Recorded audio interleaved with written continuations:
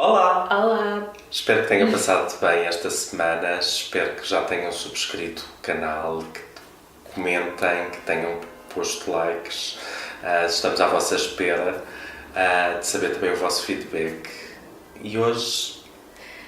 Olha, hoje trago um tema que tem andado muito na minha cabeça nos últimos tempos e agora dias especificamente, que tem a ver com o tempo e com a passagem do tempo e aquilo que se ganha com a maturidade. É o quê? Presumo que não estejas a falar de cabelos brancos. E rugas e essas coisas. Não, mas também. Mas não é isso especificamente que eu queria falar. Isto porquê? Porque aqui há uns meses largos encontrei uma grande amiga dos meus 15 anos, tipo a minha melhor amiga quando eu tinha 15, 16 anos, e entretanto pusemos a conversa em dia e o que é que entretanto se passou na vida de cada um. Houve algumas coisas que eu ainda acompanhei na vida dela e ela na minha, mas houve uma altura que nos perdemos de rastro, então estivemos ali a fazer um update das nossas vidas, pronto. E eu fiquei a pensar em como, quando temos 15, 16, 20 e poucos anos, as coisas são tão abertas. Tens 1 milhão de possibilidades à tua frente, tudo é possível. E quando nos voltamos a encontrar, passados 30 anos, como as coisas já são tão mais definidas, com tudo de bom e de mau que essa definição traz. E essa definição que é dada pelo tempo, pela passagem do tempo. E então isso tem estado assim presente. Sim, ao fim e ao cabo, o que me estás a dizer, eu acho que há aí outro fator, ao fim e ao cabo, que está associado ao tempo, tem muito a ver também com as escolhas que vamos fazendo ao longo da vida, que vão afunilando, que vão encurtando o número de possibilidades que temos à nossa frente e, portanto, chega uma altura em que essas possibilidades de escolha, que é isso que estamos a falar, se tornam cada vez menos. A grande questão é, isso é uma coisa boa ou é uma coisa má? Pois, exato. Eu não vejo como uma coisa má. Há coisas que se perdem, realmente. E ainda no ano passado tive uma experiência que me fez encarar uma perda, e uma perda de uma certa ingenuidade em relação à vida.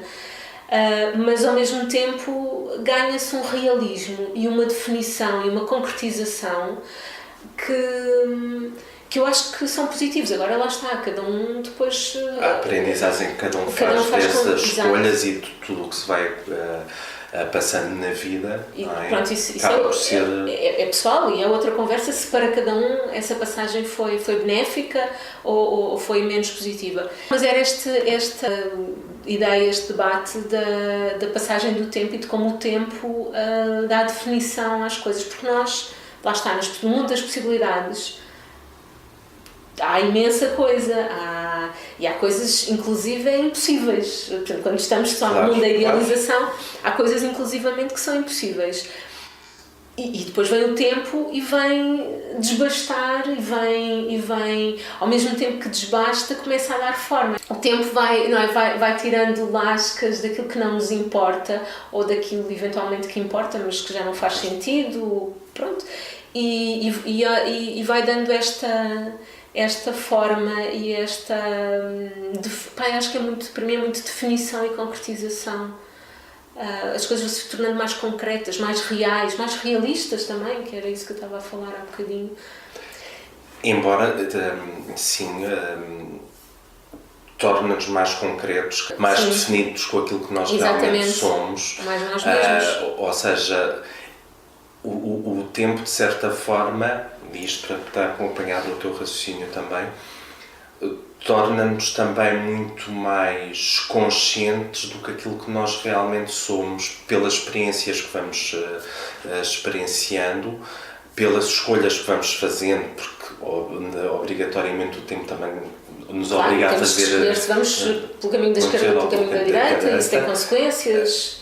E de certa forma, isso levanta-me também outra questão, que é, ao fim e ao cabo, o acumular dessas experiências como um saber acumulado, ou seja, o passar do tempo também significa um acumular de experiências, de um conhecimento, um saber que nos permite lidar de uma forma mais positiva com aquilo que vai acontecendo e o que vai surgindo de novo. Agora, eu acho que há também o reverso, ao fim e ao cabo desta situação, que este crescimento, que acho que também é isso que estamos a falar, sim, nem sempre é feito de uma forma simples, agradável, muitas das vezes traz algum sofrimento associado, não é? E estava a pensar, traz perdas, que há uns tempos estávamos a falar do Pai Natal. Quando cresço, para eu poder passar essa fantasia aos meus filhos, eu preciso deixar de acreditar no Pai Natal. Porque alguém precisa de pôr lá as prendas, não é realmente o Pai Natal. Portanto, há perdas, há a perda de uma inocência, há a perda do idealismo, de uma ingenuidade, mas que nos ajuda, de certa forma, a lidar muito mais facilmente com a realidade do cotidiano, exatamente, com a realidade dura e crua, exatamente, tal e qual como ela é. Porque aquilo que estamos a perder, no fundo, é uma ingenuidade que já não faz sentido. É uma inocência que, entretanto, precisa de crescer e de olhar para a vida de uma forma mais realista e concreta para poder fazer as melhores escolhas. Não? Com este discurso não estamos a querer dizer também que o idealismo não faça sentido. Não, de todo. Também é uma força motriz de exatamente, continuarmos a avançar, de continuarmos a acreditar. Sim, estava a falar, pronto, aquele idealismo inocente, não é? De acreditarmos em coisas que não são possíveis. Ou de acreditarmos em coisas que não são possíveis agora e ao mesmo tempo não vermos os passos necessários para as mudanças que são necessárias para lá chegar. Portanto, o idealismo se calhar vazio e não sustentado na realidade. Porque o idealismo é importante, mas é um idealismo que transforme a realidade. Para isso é preciso assumir a realidade. É preciso conhecê-la, é preciso assumi-la e dizer, ok, está aqui, é isto que é agora. Não. Sim, a grande questão é: achas que quando estamos, de certa forma, toldados por esse irrealismo, por esse idealismo, no fundo não temos consciência da realidade tal qual como ela é? Eu acho que depende das idades. Claro, sim, eu acho que no Pai Natal essa questão não se coloca. E além das idades, não é? Depende muito da nossa experiência. Se eu nunca me cruzei com certas situações, essas situações para mim não são imagináveis sequer. Portanto, não sabes como lidar com elas. Exatamente. E para qualquer situação eu parto sempre da minha experiência. E, obviamente, às vezes há situações que estão para lá da minha experiência e que me vão ensinar e fazer-me experienciar uma coisa nova. Mas para a qual eu ainda não tinha ferramentas. Sem essa experiência, eu ainda não tinha ferramentas para lidar com essa situação. Portanto, às vezes não se sabe o que é a realidade, porque a realidade é tão longe da nossa realidade. Eventualmente podemos intuir que há ali qualquer coisa que não está a bater certo, não faz sentido, mas às vezes é preciso mesmo ver a coisa o bem assim. Da realidade, sim. Sem as lentes da fantasia. Exato. E por isso às vezes as aprendizagens são duras, sim. São duras e nem sempre são automáticas, não é? Não é o facto de termos uma primeira experiência, esse primeiro contacto com uma realidade muito desconhecida que nos faz logo aptos para as ultrapassar, consegui-las trazer para o nosso mundo de uma forma saudável, que se encaixe perfeitamente naquilo que é desejável, sem mais moças. Não, muitas das vezes isto é muito de... Às vezes precisamos de outra realidade em cima dessa. Às vezes precisamos só de nos afastar, de fazermos uma certa autópsia da situação, não é?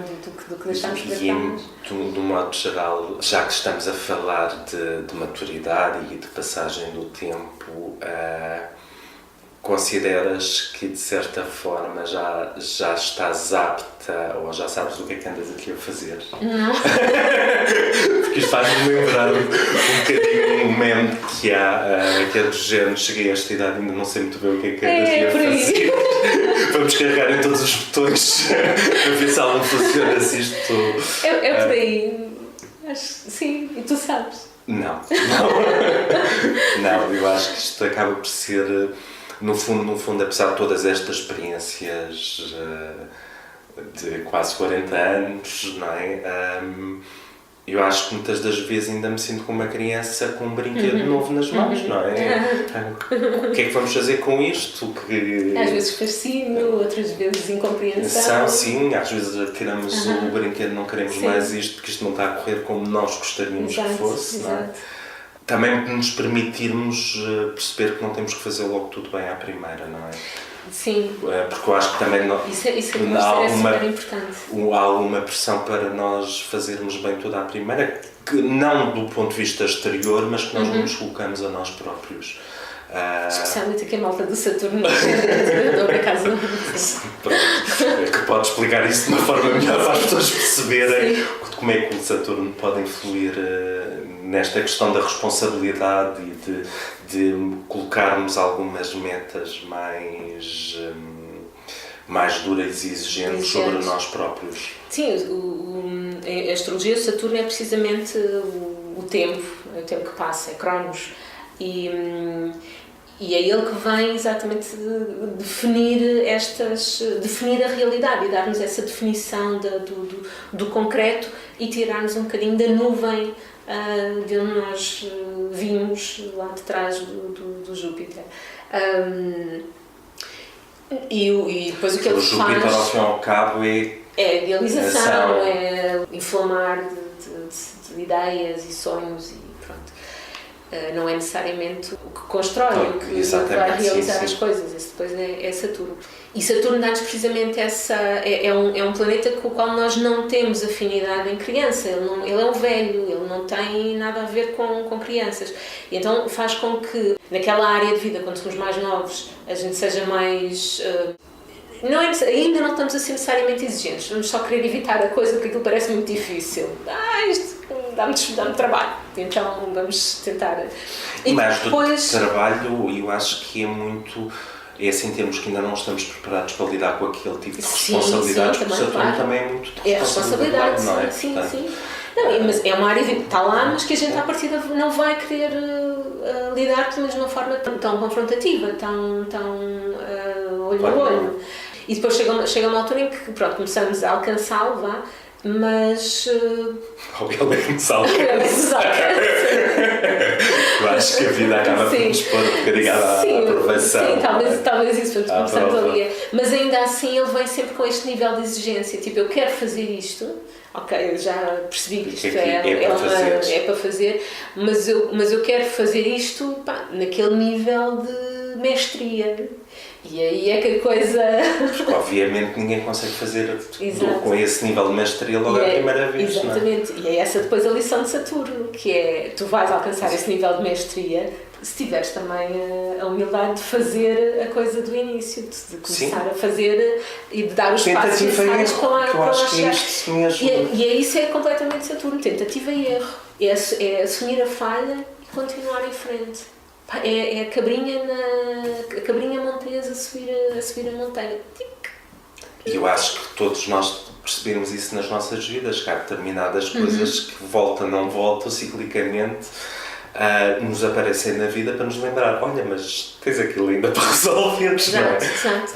E é essa maturidade que muitas das vezes é o mais difícil, de certa forma, porque está lá sempre, não é? De uma forma ou de outra, que parece que o grau de complexificação. Sim, olha! Olá! Como é que é? Não. E que andamos às vezes a fugir e mas eu tenho outras coisas que me apetece fazer agora. Mas que o tempo, Mr. Saturno... Mais cedo ou mais tarde vai-nos bater à porta.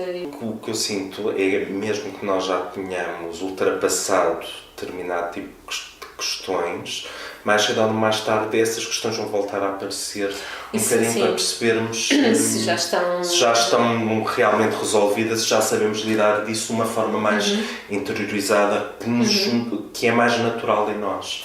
Eu acho que é uma armadilha também que é uma coisa que acontece muito nas áreas de desenvolvimento pessoal, que é a armadilha de acreditarmos que podemos superar completamente um padrão. Eu não acredito nisso, eu acredito que a gente conseguimos ir alargando a zona de conforto desse padrão, mas alargar a zona de conforto só vai fazer com que a gente vá alcançar novas zonas de pânico, ou seja... Exatamente, sim. À medida que eu vou alargando as minhas fronteiras, eu vou alcançando novas fronteiras, com fronteiras com novos territórios onde eu ainda não fui. E, portanto, esse desconhecido e lá está, a lição que eventualmente pode um dia ser aprendida. Vai haver sempre alguma coisa onde eu ainda não fui, que eu ainda não experienciei, que ainda é fora da minha realidade, para mais uma vez a encaixar e integrar. E isso leva-nos também para outra questão, que é a necessidade e a importância que, ao fim e ao cabo, o medo tem nas nossas vidas, não é? Eu acho que, além de ser impossível de todo perdermos os nossos medos, o medo em si tem uma parte positiva, que é aquilo que, de certa forma, nos permite continuar a ir em frente. Ou seja, o medo como sendo um aliado. Ou seja, o que é que eu faço quando tenho medo? Não é? Há uma série de mecanismos que se reagem, que se ativam para ultrapassar esse medo. Sim, e portanto é isso que me faz ir mais além. O medo como desafio, como ok, tenho aqui uma área que não está conquistada, bora lá conquistar isto. Ou seja, a partir do momento em que não houvesse medo, também não haveria vontade de ir mais além. Sim, não é? E é assim, ainda na metáfora de alcançarmos, alargarmos a zona de conforto e encontrarmos novas zonas de medo, que por sua vez nos vão lançar esse novo desafio. É isso, a gente vai crescendo, vamos alargando a nossa zona de conforto com as experiências acumuladas e vamos conhecendo novas realidades e acumulando sabedoria, mas o padrão, no momento de enfrentarmos uma nova zona de pânico, é sempre o mesmo.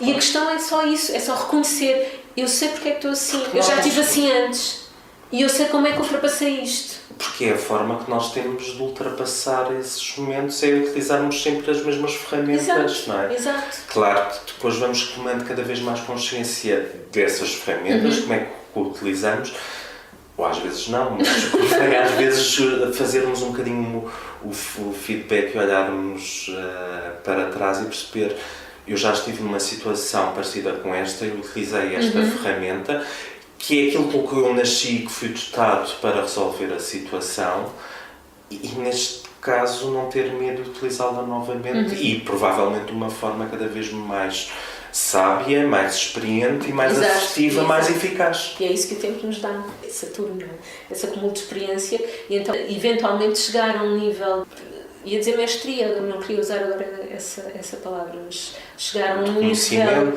de sabedoria. Nos sentimos minimamente confortáveis ou nos sentimos...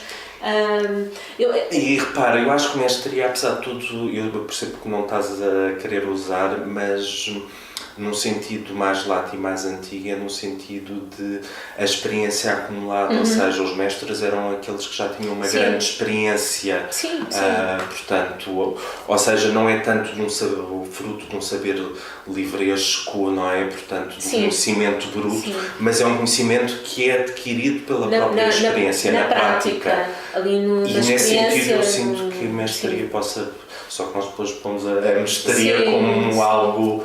Sim, porque não era esse sentido que eu queria levar, é aquele que já fez muitas vezes e já aprendeu muita coisa ao longo desse caminho. Não é? Ao fim e ao cabo. É o 3 de ouros, sim. E nos arcanos maiores o mundo. Exatamente, quando começamos chegamos ali àquele momento em que nos sentimos plenos e é uma plenitude de materialização, de concretização, não é só de imaginação. Depois começamos novamente um novo ciclo, mas num patamar mas já mais acima. Assim, contra consciência. Partilhem as vossas experiências relativamente aos vossos medos, à vossa maturidade, aquilo que vos fez crescer. Gostávamos de saber também a vossa opinião acerca deste tema.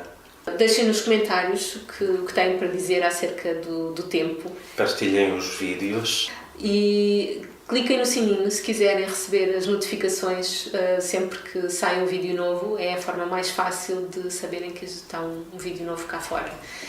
E até para a semana. Até para a semana.